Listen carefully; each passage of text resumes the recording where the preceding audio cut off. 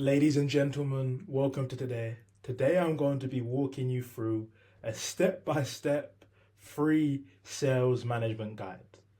As in, I'm going to be giving you the whole source. Some of this is literally what I give to my clients who pay me money. I'm going to be giving you the whole source for free of charge, okay? After this video, you're going to know everything when it comes to building and managing a sales team. Okay, everything from the hiring to the training, why you need a sales team, why a sales team probably works for your business, and why, if you don't have a sales team right now, if your sales team at the moment isn't optimized, why, if that's the case right now, you're literally missing out on money. Like, if you don't have a sales team right now, if you don't have an optimized sales team, you must hate money. Okay, I'm going to be giving you guys all of this source for free. And I'm going to be showing you what works for me, what I've seen work after my tons of market research, what I've done for my clients, and also what I've done for myself. Okay. In order for me to even show you this, though, in order for me to even show you that I've got the XP to be talking about this, to be talking about how to build a sales team, I should probably walk you through the results that I myself and some of my clients have been able to see with a commission-based sales team. Okay. I've got page after page after page, and this isn't even half. I've got page and pages and pages full of results. Okay, 1.5k piffs. 1.5k deals, another 1.5k deal, and 1.8k deals, 2.5k deals, 20k months. You know what I mean? 20k months. Tons of closes. I've got tons of proof shown by not only me but my clients. Okay, these are all screenshots of some of the results that my clients have been able to see with literally just one commission based team. And it's just more proof that if you don't have a commission based sales team right now, yeah, you just hate money. You're throwing money in the bin. You don't want your business to scale, but it's fine. After watching this video, I'm about to walk you through why at the end of this video you're gonna be itching to be building a sales team. You're gonna take all of these action steps that I've given you, and you're gonna go out straight away and find a sales team, or you're gonna reach out to me. Either one of the two, you're gonna succeed. I'm gonna succeed because you're gonna love the video. You're gonna watch all of my other videos. It's a win-win, okay? But number one, okay, so we've seen why commission-based sales teams works. We're seeing some of their results, how much calls they're booking, how much revenue we're generating with, commission-based closers and setters, some of the payments that we're getting, some of the calls that we're closing. We're seeing why it works, right? We're seeing the sort of money we're making monthly, the money some of my clients are making. How can you do the same? Okay. Well, first of all, who uses sales teams? Like, who is this video actually for? Your favorite influencers watching this video right now. If you're watching this video, you probably have a lot of influencers and business owners who you watch religiously. All of your favorite influencers and business owners all use and need sales teams. Okay, anyone from Alex Hormozy, Eddie Cumberbatch, growth operator, he needs a sales team. Okay, how else are they going to be making clients? How else is he going to be signing clients to his paid thing? He needs a sales team. Cole Gordon, he needs a sales team. Eman Gadzi, he needs a sales team. How else is he going to sell educate? Grant Cardone, he needs a sales team. All of his businesses have sales teams. Serge Katari, I butchered his name here. Serge also needs a sales team. He literally just built an offer around the sales team the other day. Jack Hopkins, he needs a sales team. Hamza, he needs a sales team. I need a sales team, but I've already got one, and this is what I help other businesses do. Well, every single business owner, anyone who sells an online product, online service that's high ticket, they need a sales team. Okay, the need for sales team is so mad right now. It's honestly crazy that if you have a good sales team, if you have a good set, if you have a good closer, it's unreasonable for you not to be printing cash. Okay, if you have a good, well trained, well managed sales team, it's unreasonable for you not to be printing cash. Why do you need a sales team? Why do you watching this video right now need a sales team? I've kind of shown you, okay, who needs a sales team and who uses sales teams right now. Every single one of these guys probably has a sales team. Why do you watching this video right now need a sales team? As a business owner, your two most important assets are your time or your money, okay? Sales team help you maintain and improve both. As a big business owner, as a business owner who's trying to focus on more on higher leverage activities, more needle moving activities, you don't have the time to be booking calls all day. Do you have the time to be attending sales meetings every single moment of the day? Do you have the time to be waking up in the morning, being on sales calls until lunch, taking an hour break, and then getting back on calls until the end of the day? You're basically working a 9 to 5. You're making a lot of money, but you're working a 9 to 5. Do you have the time to be managing data? Okay, do you have the time yourself to be managing all of the sales data, figuring out the closing rate, figuring out the appointment booking rate? Do you have the time for all of this? The answer is no. Okay. Do you have the time to be doing all of this, or are there other more fulfilling and needle moving activities that you could be doing? Okay, like content, socializing, enjoying your life as a business owner, enjoying the money you actually make, spending time with your family, having the time, clarity, and peace to do whatever you like. Okay, this is all where sales teams come into play. This is where sales team are a dream, and the sooner you're able to come in and help you, the sooner you're able to have someone come in, help you automate your house, so the sooner you're able to come in and have someone help you automate your whole sales process to the point where all you have to do is deal with fulfillment and collect cash, every single person wins. You win because you've got more time. The sales rep and the sales leader wins because they're doing their job. They're doing what they're talented at, and everyone is making money. Okay, everyone wins. You're happy because you've got time to, do the fun things like socializing, see payments like this without barely lifting a finger, have your time back, focus on what truly matters to you, and just enjoy life again. A lot of people, start a business and they get bogged down with all of the lower leverage activities. With their higher leverage activities, sales is a very big thing because without sales, there's no money. But you start as an entrepreneur and you get bogged down by all of these things when all you need to do is implement a banger sales team and you're good. You know what I mean? So, but let's get into the meat and potatoes, why you're here. First of all, what do sales teams actually help you do? As a business owner right now, how can you implement a sales team and just improve your life quality instantly? Okay, first of all, sales teams help you book appointments. You no longer have to worry about being in the DMs fighting anymore, handling tons of silly objections. You can train other people to do that. You can get someone else to train someone to do that. You no longer have to worry about being in the trenches, booking appointments yourself.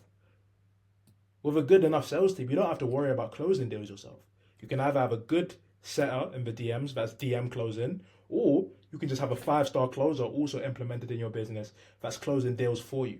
Okay, so you've taken care of both of the appointment booking and the appointment closing process. Sales team help you manage appointments. They help you manage all of these things, manage the follow-ups, manage the triaging. They help you manage all of these things. So you as a business owner, all you have to do is focus on your existing clients and have a watchful eye, or have a watchful eye over someone who's managing the team. Okay. Sales teams help you manage sales pipelines and create sales assets. All important things to a business. If you don't have a strong sales pipeline, the business isn't going to make any money because everything's going to be in disarray. If you don't have any sales assets, this is a sales asset right now, you're not going to make money. The business isn't going to make money because you haven't given as much value. Okay, but that's going deeper into it. But sales teams can also help you create sales assets. Okay, at the end of the day, sales reps are not just good at actually making sales. They know what makes people want to buy. I know what makes people want to buy. All of the setters and all of the closers I implement know what makes people want to buy. Of course, they're good at making sales assets. They already understand the human psychology behind what makes people want to buy. So, sales teams help you with all of these things. And now you've seen why you need a sales team. You've seen why. You've seen who uses them. You've seen the results you can get. What type of sales reps do you actually need? Okay. What type of sales reps do you actually need? Well, let's get into it. There's 4 types of sales personnel that you can need. Okay, first things first is just appointment setters. Appointment setters to book you appointments, manage your Instagram for you. So, respond to comments, respond to poll responses, respond to messages, post and schedule your content, your reels. You can literally give them like, hey bro, I want you to post this at 4 p.m. Hey bro, can you post this reel at 3 p.m? I'm going to be busy. Okay, they're practically your VA. They're managing your DMs and booking sales content, booking sales calls and directing traffic to your sales assets that we talked about, okay? Directing traffic to your content so that your leads are nurtured, okay? So if you've got banger content that you've got the time to focus on now, your appointment setter can actually direct your traffic to them, okay? So that's number one, appointment setters. Appointment setting is probably one of the most important parts of a business because with no appointments, there is no business. With no appointments, there's no sales. With no sales, there's no business. You know what I mean? So number one, appointment setters. Number two, triages and SDRs. Triages and SDRs are people who dial leads, who opt into ads, okay, and lead magnets. Qualify them and book them on a call. They make the phone calls for the business. They manage the inbound lead flow from DMs. They warm up leads before the call so that they have the best chance of buying too. Okay, SDRs are kind of like appointment setters but on the phone, and SDRs can also triage. So before the call, 24 hours, they can call the leads, warm them up, send them to a specific resource that you want them to watch before the call, and make sure that they've got the best possibility of actually buying. You know what I mean? So SDRs, godsend. They're like appointment setters, but they do more. They can not only they can not only send messages on Instagram or your social media handles, your social media platforms, but they can also call leads for you. Number three, okay, closers. Now we've got appointments sorted. You know everything that you need for appointments to actually get them booked. Closers. Closers, we've got calls that are being booked now, but who's going to take them? You can't take all of them because you've got a life to live. You've got money to enjoy. You've got a purpose to follow. Okay, let's get a closer then. Closers are there to take calls for sales businesses like yourself, to take sales calls for businesses like yourself, close deals, collect cash, and bring the business more paying customers for the service or product, and build relationships with prospective customers, and be the face of the sales team, okay? Closers are literally there to collect the cash, bring the cash home to you, the business owner, and make sure everybody eats. You know what I mean? A good closer and a good appointment setter is a godsend, honestly. And notice how I said good. There's tons of sales reps in the market now. Tons. People think the market is saturated. Yeah, the market is saturated by mediocre, substandard, low-level appointment setters. You know what I mean? The market is full of mid appointment setters. However, of actual good appointment setters that know how to do their job, that know how to generate revenue, of actual good closers that know how to close deals, that have received training, there's not a lot of them, okay? So if you're an appointment setter watching this video right now, take this as your sign that if I just get good, I can make money. But anyway, I'm going on to a tangent. Finding good reps for a business like yourself, for an online business, is going to change your life, okay? Literally all you need is closers, triages, SDRs, initially, and you're set, okay? Once you've got this talent in the bag right now, you've got someone to send the DMs, you've got someone to call the leads, you've got someone to close the deals, collect the cash. What else do you have to do in regards to sales other than just make sure everything's running, which will still probably take a lot of time though? What else do you actually need to do? Nothing, okay? And I said it will still probably take a lot of time. Boom. That's where sales team managers come into play, okay? Once you've got all of this talent, now you need a manager to manage everything, okay? Now you need a sales team manager to manage the sellers, to manage the SDRs, to manage the closers, make sure that they're doing their job, and make sure that they're holding them accountable. Okay, make sure that they're training the sales reps. You need someone to actually be in there continuously cooking up new scripts, cooking up new resources, figuring out what works, and leading the sales team. Ensure the sales team is performing, and take care of the hiring and the firing. As a business owner, you don't, with a full sales team management guide, you don't have to worry about even hiring and firing reps anymore. If you've got a sales leader in your business, if you've got someone actually managing the sales team, sourcing the talent, holding them accountable, you don't have to do anything. You just have to overview. You just have to check in every now and again. Check in maybe a couple times a week, see everything's running smooth. Spend 2 hours a week. Okay, rather than you being in the trenches, booking appointments or closing deals yourself, nah. Okay. Have a sales team manager. Have a sales team leader, have a sales team manager lead the business to success. Boom. Everybody eats. Everybody wins, okay? Sales team managers are also a godsend. Once you've got the talent, you need a sales team manager, because with good reps, you can only go so far. Okay, with A players, you can only go so far. At some point, there needs to be someone managing these A players, making sure that the team culture is enforced, and making sure that the business is continuing to progress. Okay, so number one, Make sure you get all of these things, and then make sure you've actually got a leader. Make sure you've actually got someone leading the business and someone with time. Because in order to have all of these things perform to the standard, there needs to be someone who's got ample amount of time every day who can focus on this as their sole mission and make sure that they drive the team to success. So that's number one. What type of sales reps do you need? Now you know what you need. How are we going to find this talent? Okay, you've probably got some sort of inkling, but how are we actually going to go and find this talent? You know, everything from sales team managers to closers to triagers to appointment setters. Well, there's two different approaches. Okay, we've got the direct approach and we've got the indirect approach. Direct approach is probably my favorite. It's the easiest, the less headache. I'm a man who doesn't like headache, and as a business owner, you want as least headache as possible. Okay, so instead of you doing all the manual tasks, go with the direct method. Okay, build relationships with hiring pools and talent.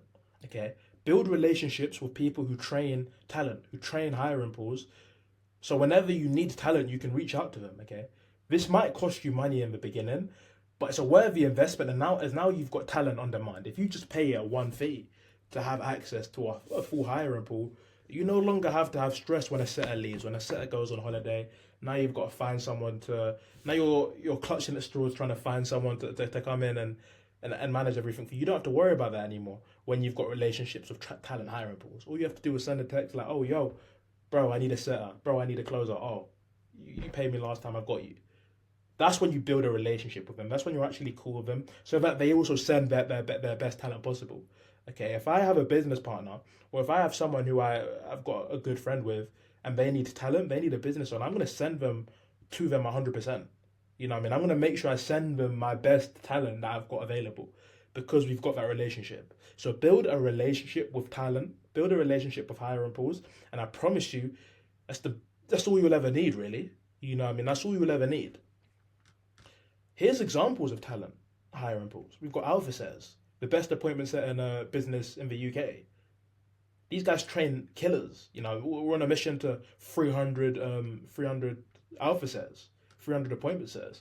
Okay, that's for setters, prioritizing setters. If you're looking for closers, okay, Closer Cartel, Luke Alexander, Club Closer, Marcus. I don't know his second name. I'm not even going to try and pronounce it. You've got Club Closer, ABC Academy. I've heard of those guys. Oracle, Matt Jacob. There's so much hiring pools, so much talent providers that all you have to do is become friends with them, build a relationship, and you've got all of your talent there on demand. There's nothing else you need. You know what I mean? That's the direct approach, and the direct approach is my favorite because it saves time. Yeah, you save money. Yeah, you spend money initially, but you save money over time. You save money over time without wasting time having to continuously hire new reps or continuously find new reps, wasting time and wasting money that's being made. No, you spend money now, and the return on investment is crazy. If you spend anywhere from 500 to $1,000 on a setter, just the setter itself, just placement, that setter can come in and make you $1,000 in a day. That's a crazy return on investment. If they make you 10 grand in a month, that's a times 10 return on investment. Are you dumb? That's great. Okay. So you can see all of these business partners, just literally anyone who trains setters, who trains closers, build relationships with them, and you'll be able to have talent on demand. That's the direct approach. Here's the indirect approach. Okay, you can do job postings. You can create a job listing and do job postings on Instagram, LinkedIn, Facebook, Indeed, anywhere. Job postings. Okay, free Facebook groups. There's tons of free appointment setting Facebook groups that always have offers, or that people are always posting offers, or that appointment setters are always posting their availability. You can go through there. The problem with that is, as they're free, the quality normally stinks because these are people who have just figured out appointment setting and it's the next get rich quick scheme. Okay, so the quality is normally terrible. However, you could probably find some gems in there. Or my favorite, referrals. I spoke about this in my other video. A players hang around with A players. So if you've got one A player setter, top of my head was cut off.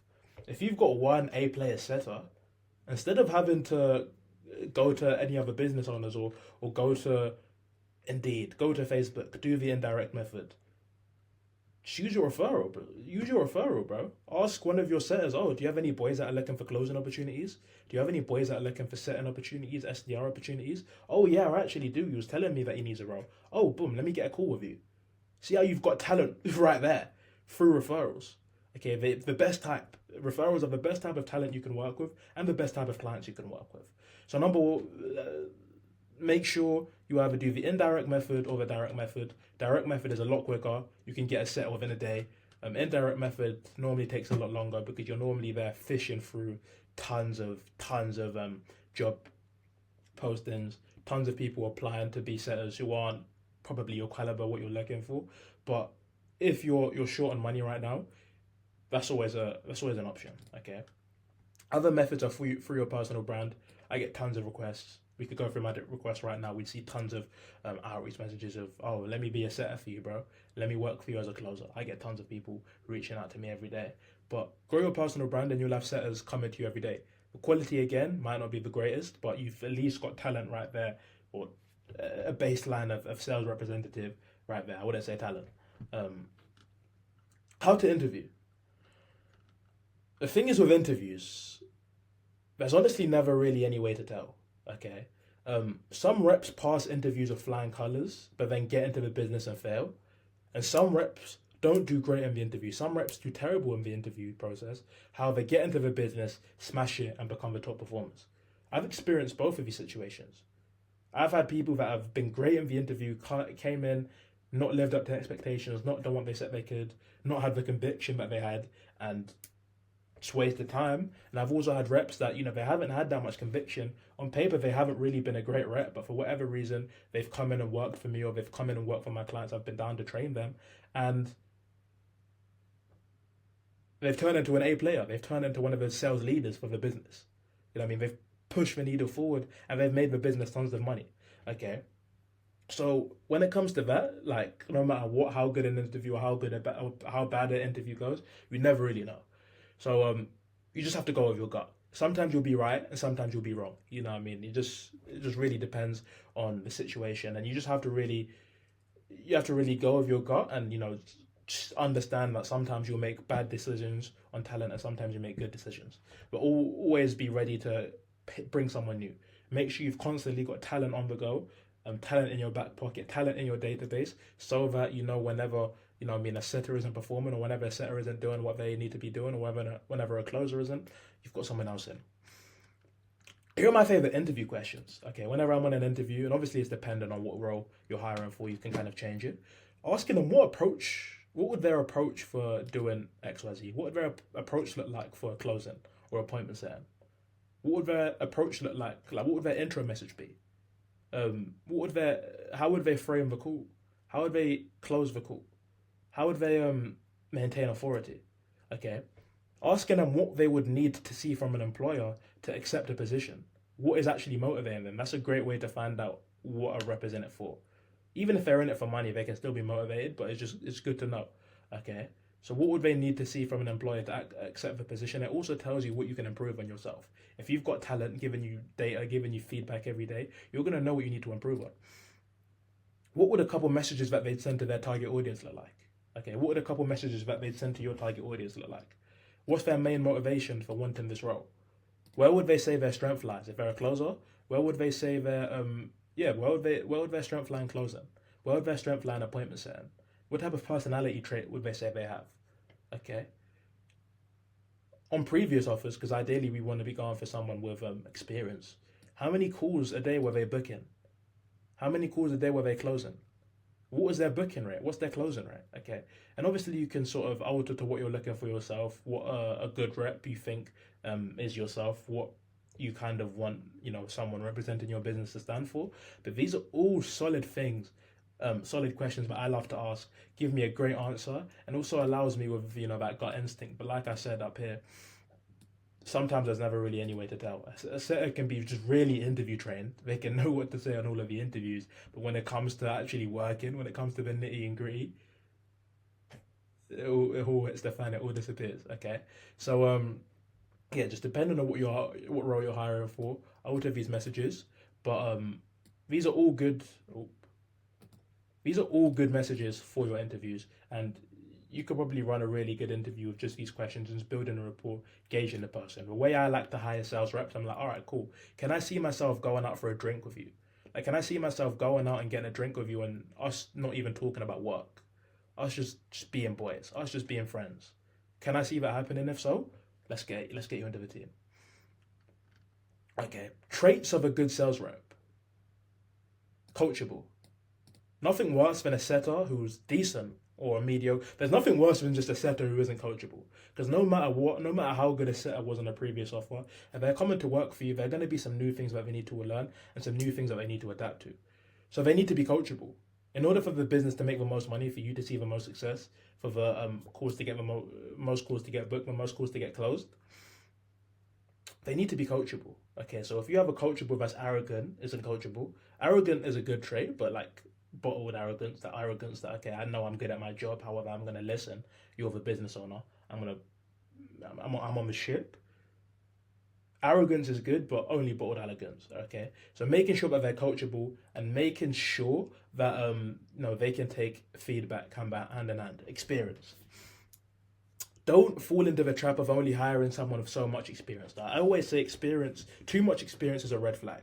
If you've worked for 10 offers, but you're here right now, that means something's gone wrong 10 different times. Why do I want you here for something else to go wrong? Okay? Why have you been on 10 other offers in the space of 6 months? Why can't you stick for an offer for a year? Especially if they're good offers. You know what I mean? So I always see experience as a red flag. So take experience with a pinch of salt. If there's someone who's well experienced, obviously fill them in and kind of gauge them, their personality with your gut, and also figure out why it didn't work with their other offers. But always just make sure that you're not just looking for solely experience, because something I've learned too. I've hired tons of experienced guys and they've just jumped ship straight away. And I mean, they've made money. They've only looked for a quick bag and run away. They've made money and then they've disappeared. You know what I mean? That's happened to me with clients before. So just make sure that they're experienced, but they're not too experienced. You still want to be able to train them to some sort of level. As long as they've got a base understanding, you want to be able to train them to some sort of level, as they'll grow in the business and they'll be an A player, they'll develop into a sales leader. Socially aware. Nothing worse than a person, not even just a setter or a closer. There's nothing worse than someone who isn't socially aware and who isn't a good person. You know what I mean? Someone who's not necessarily awkward, but someone who just hasn't got the right social training probably isn't a good setter, because to be a good setter or to be a good closer, you need to have all of these tips. You need to have all of these things. Okay, so make sure that they're socially aware. Also, from a first world country, ideally first world country, a country similar to you or where your client is working, so that you're always on the same page, you're always on the same time zone, and then you can work around the same schedule. This comes in handy when you're doing calls with the team, when you're managing, when you're sending DMs, etc., when you're reviewing convos, just making sure that they're from a first world country. Paid for training and mentorship. If a setter is paid for training, if a setter is paid for their mentorship, it shows that they're pretty serious about what they're doing. It shows that they're serious. It shows that they've actually committed. They've put some skin in the game to learn the skill. So of course they're going to be a good candidate for you to train and for you to turn into an A player, right? And finally, I put this in as well, just personal brand. It goes back to this, like personal brand is just so key. Just making sure if a setter's got a personal brand, like we could have a setter on the same level. We could have two setters on the exact same level. One has a personal brand, one doesn't. I'm going with a guy with a personal brand. Just because they've put their skin in the game again, they're documenting their journey, they're clearly confident, and I'm sure that with the right training, we can turn them into a superstar too. Okay, so setters with personal brands, pay for their training, first world country, they're socially aware, they're a good human being, they've got experience, not too much experience, and they're coachable. Those are all greats. Those are all traits of great sales reps, okay? Okay, now we've got the talent. We found the talent. You know where to find them. You know what is good talent. You know to trust your gut. How are we going to train the talent? It's time for the most important part. Like, how are we going to deal with the talent? There's many ways to train talent. Okay, first we're going to go into setters. Okay, setters and SDRs. With setters and SDRs, I create SOPs and training steps on Notion. Okay, so here's some screenshots. I've got setter training, SDR training, all videos, all resources, all scripts, all flowcharts on Notion. Okay, I create them and then I put them to the team space on Notion. And The setters, whoever I bring in, all they have to do is just go through the team space and everything's clarified. They don't have to ask me a million questions. I don't have to train them from the scratch on thousands of calls a day. No, we've got the training right there. All they have to do is just go through the Notion in their own time, and as long as they go through that, then they'll know what they need to know. Obviously, they're already going to have a base understanding because we're trying to hire people who've paid for training and mentorship and know how everything works. But they're going to have a good understanding. Send them the documents, offer specific training to you. You're golden. Okay. Here's an example of the SDR training, SDR script, triage script, revive and stale leads. You know what I mean? As long as they've got these resources, as long as you've got all of these resources in an SOP stack relevant to your offer. Obviously, I can't make a training stack relevant to every single offer. Relevant to your offer, as long as you just follow the structure, you've got, notions with SDR training, setter training. You've got their messaging. You've got their flows. You've got their SDR scripts. You've got their triaging scripts. You've got course content or training content on how to do specific things in the business. You're golden. Even having flowcharts, you know what I mean? So that's number one, just, SOP training and training stacks on Notion. Secondly, DM reviews, okay? Reviewing their DMs. That's a great way to train someone. If you get them in straight away, review their DMs every single day. Every hour of the day, go into their DMs and review the DMs, review their messaging. Coaching calls with them every week, especially when they first get started. Have a coaching call with them every single day. You want to move slowly but fastly. Coaching calls every day, role play, objection handling, and shadowing. Showing them examples of good and bad setting, and showing them examples of how previous setters or you yourself have dealt with the appointment setting and dealt with the sales in the past. Okay. There's another thing I wanted to add: leading from the front, doing it yourself. You have to do, obviously, as a business owner, if you're a sales leader watching this right now, you have to. I recommend you doing the setting yourself, doing the closing yourself, so you can get a feel of how it's going, how they should be performing, things that you've noticed, things that you've picked up, so that you can instruct them best. The best way you can instruct someone is by doing it yourself. You have to do things yourself for you to actually instruct someone. That's the reason I can instruct you on all of these, because you guys have seen my results. You guys know I'm credible. You know what I mean? So yeah. Leading from the front, showing them examples, DM reviews, coaching calls, and SOP stacks on Notion. These are all good, solid things that you can do to train a setter initially. Closers, SOPs and scripts, very similar. Closing, like sales scripts, closing scripts, objection handling scripts, okay? Calls with them. With a closer is very different, because you can't just give a closer a script and then they're automatically going to know how to close. It's not like a setting where, you've got 5 minutes to respond, or you can ask me, you can ask the business owner, how do I respond to this question?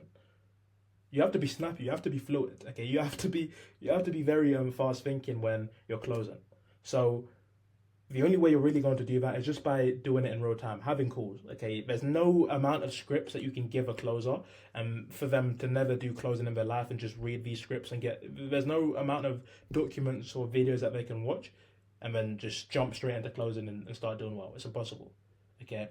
You have to do calls with them, you have to do role play, and you just have to actually get them on the call, get them closing deals ASAP with you, get them role playing, and get them practicing all of these things like objection handling, okay? Get them practicing these things like call framing specific parts of a call, the beginning of a call, the middle of a call, the end of a call. You know what I mean? Get them framing, maintaining control of a conversation, or tough parts of the DMs. Get them practicing all of these things. Do this in the role play, and I promise you, training a closer will be simple. You know what I mean?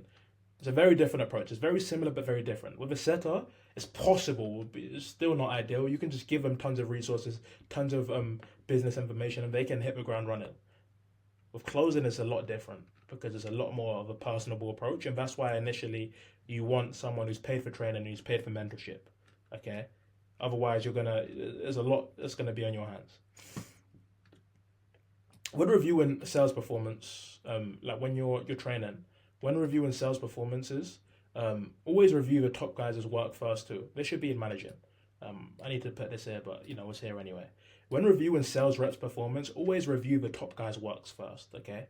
I learned this from, I can't remember who, but just always review the best performing sales reps' performance, because this will show the lesser senior reps the path and allow them to allow them to learn from what the good guys are doing, what the top reps are doing, and it will also keep the morale of the call high instead of it being a negative. If you just join the call, or if everyone joins the call and everyone are like, wow, this guy's terrible. Why are we only going through this guy's DMs? The morale's just going to be terrible. But however, if the vibes are good, if the team culture is there, the vibes are buzzy, if everyone's chilling, everyone's having a good time, and you guys are like picking apart the good guys' results. First of all, the lesser senior setters are going to know, oh, okay, so this is what I need to do here. Oh, he done this really well. Let me make some notes down. Obviously, review theirs as well, but just make sure that the majority of it is with a good sales reps, as I promise you that this will be the most beneficial for every single person involved, even the sales reps that are struggling. This is part of the management, but let's get straight into the management. There's one main principle you need to establish when managing a sales team. Team culture. Without team culture, there is no business. Team culture must be maintained at all costs, okay? You need to maintain team culture. Team culture is what keeps the business alive and what ensures that the team are fighting for you every single day. Ensures the team is going to war. Okay. You need to maintain team culture. You can either manage out of fear or love. Okay, you can either maintain team culture out of fear, you threaten to sack your sales reps every day, or out of love, or just respect. They can see you're a G, they can see you're that guy, they can see you're that girl, and they want to work for you. Okay? Team culture can be maintained in the group chat and also in the team calls. Most importantly, the team calls. There's only so much team culture you can maintain in a group chat. It all has to be in the team calls. You have to show them your charisma. You have to show them your conviction. And you have to show them week after week, day after day, why this is a great offer and why they need to work hard and knuckle down so that they can see the most results of you.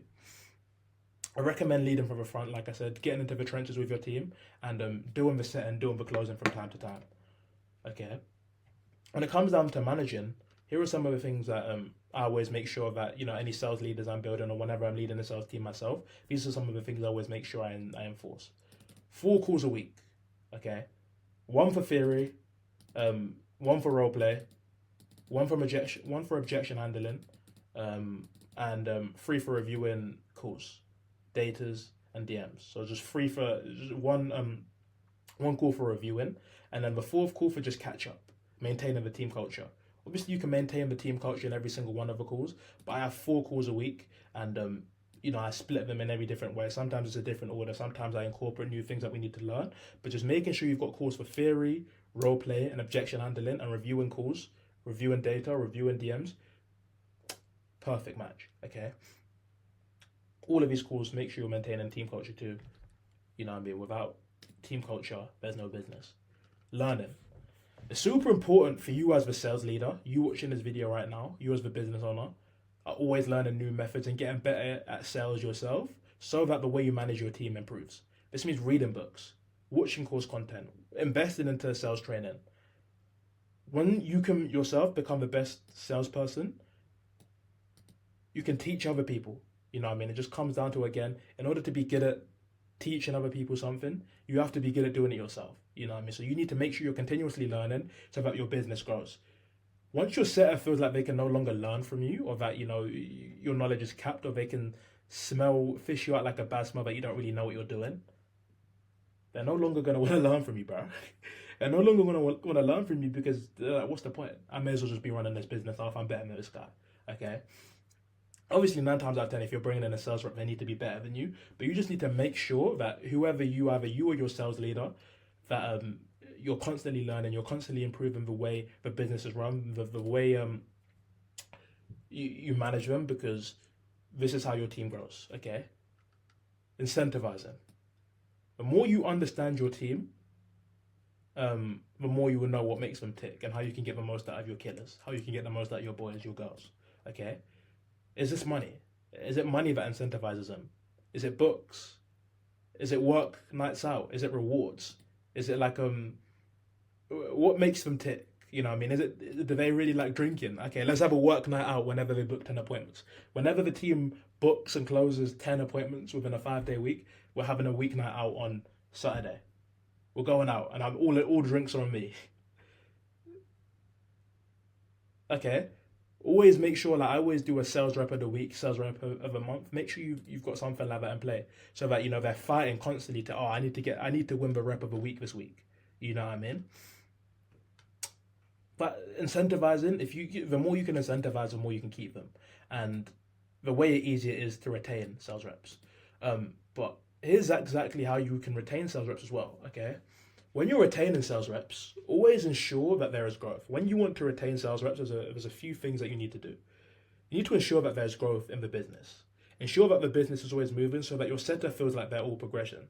They're humans at the end of the day. They want to grow. They want to feel like they're making progress. They want to move. They want to feel like they're moving forward. So make sure that you're constantly growing. You're constantly innovating the business. You're constantly changing things around. You're constantly improving things, so that the setter knows that there's room to progress and that they're not just going to hit a ceiling. Once they feel like they've hit a ceiling, that they can't make any money. If your sales rep is a killer, if they want to make more money, and if they're actually a good sales rep, it's a good trait, they're going to want to leave.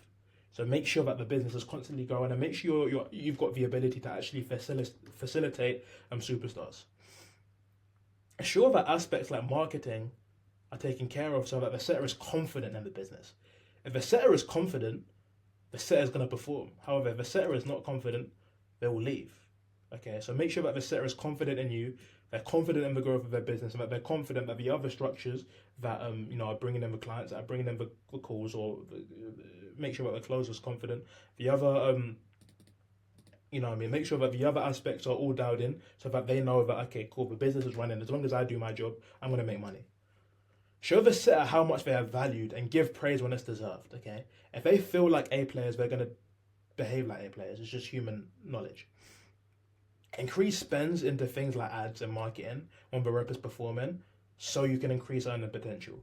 Okay, you can increase that as soon as they see that you're increasing their earning potential. You want them to make money. Setter's gonna love it. They're gonna love it there.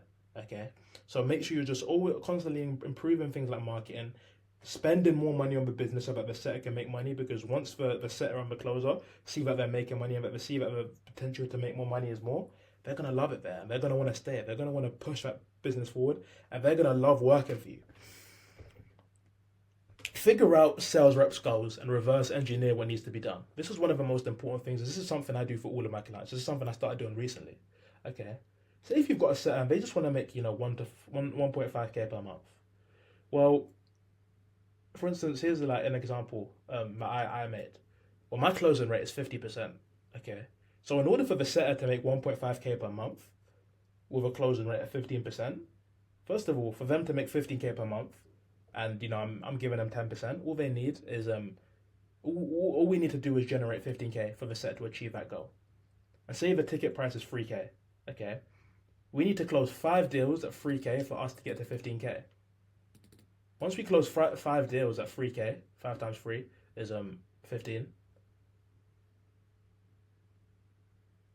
Once you've closed 5 deals and generated 15k, or how many deals that takes, the setter will be at 1.5k per month. Okay. But now we need to engineer. Okay, cool. So we need to close 5 deals. Well, with my closing rate, 50%, I just need 10 calls. If I close 50% of 10, that's 5. All I need is 5 calls at 5 closes at 3k for my setter to be at 1.5k per month. Okay, so 10 to 15 appointments booked to be safe, which is more than possible. Okay, with my current closing rate, and the setter's going to make their money. See how I've reverse engineered their goals and showed the setter that you've done this too, so they're going to be more motivated. They can see that you're taking them into account. The setter's going to crush it out, and you're going to know what you need to do. You've reverse engineered their goal. Now you know the inputs. Okay, what inputs do I need so I can get more calls booked, more content, more ads? How much money do I need to put into ads? How much calls am I booking on a monthly basis right now?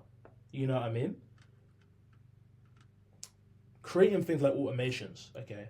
Depending on where you're hosting your communication with the sales team, you need to have automations for ideally calls booked and calls closed as well. Use ChatGPT for this. I won't go into it. It's super simple. Literally, you go into ChatGPT and say, hey, how can I create Calendly automations? I'll write it down right here.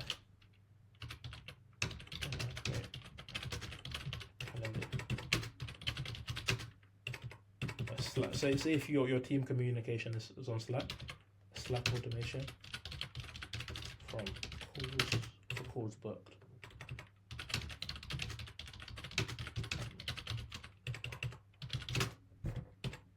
Easy as you like it.